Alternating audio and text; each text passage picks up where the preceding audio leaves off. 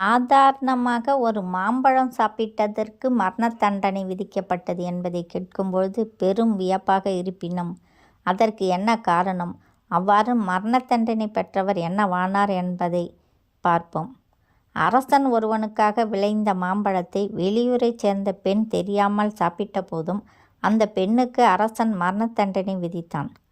அவ்வாறு மாங்கனிக்காக உயிரிழந்த பெண் என்பதால் மாங்கனி அம்மன் என்று அழைக்கப்பட்டு நாளடைவில் மாசாணி அம்மன் என்று மருவியதாக மாசாணி அம்மன் கோயில் வரலாறு கூறுகிறது.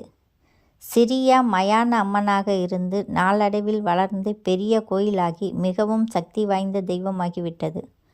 பொதுவாக அம்மன் கோயில்களில் இருக்கின்ற அம்மன்கள் பெரும்பாலும் அமர்ந்த கோலத்திலோ நின்ற கோலத்திலோ இருப்பதுதான் வழக்கம்.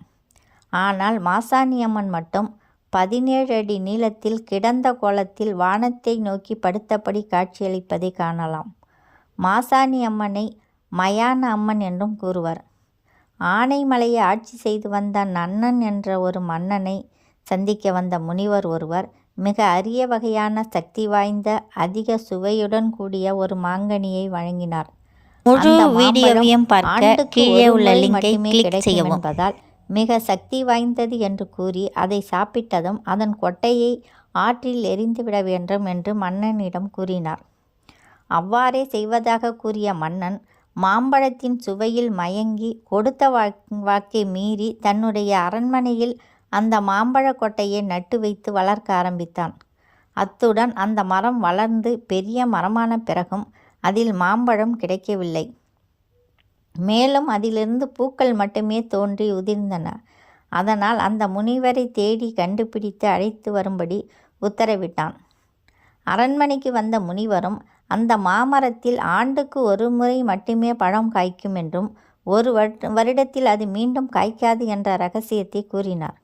அத்துடன் அந்த மாம்பழம் எந்த நாட்டில் விளையுமோ அதை வேறு நாட்டை சேர்ந்தவர்கள்தான் சாப்பிட முடியுமே தவிர அந்த நாட்டில் உள்ளவர்கள் சாப்பிட முடியாது என்ற உண்மையும் தெரிவித்தார்.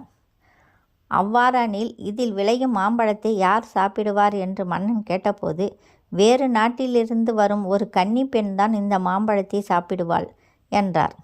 அந்த பெண் மானிட பிறவியல்ல, அனைத்து சக்திகளும் கொண்ட அவள் ஒரு தெய்வ பிறவி ஆவாள்.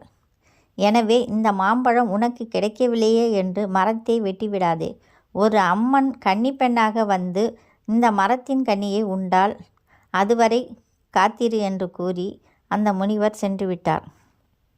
அதே ஊரை சார்ந்தவர் அந்த மாம்பழத்தை சாப்பிட முடியாது என்று முனிவர் கூறியதை மீறி அந்த மாம்பழத்தை தானே சாப்பிட வேண்டும் என்று கருதிய மன்னன் அந்த மாமரத்திற்கு 24 மணி நேரமும் காவல் காப்பதற்கு ஆட்களை வைத்து கண்காணித்து வந்தான்.